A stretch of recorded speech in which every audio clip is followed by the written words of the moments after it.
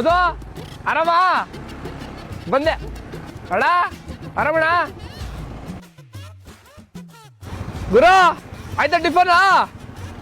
ಬರ್ತೀನಿ ಅಯ್ಯೋ ಅವನ ಅಜ್ಜಿ ಅವ್ನು ಕೊಟ್ಟ ಆಯ್ತು ಬಿಡು ಈಗ ಟಿಫನ್ ಆಯ್ತು ಗುರು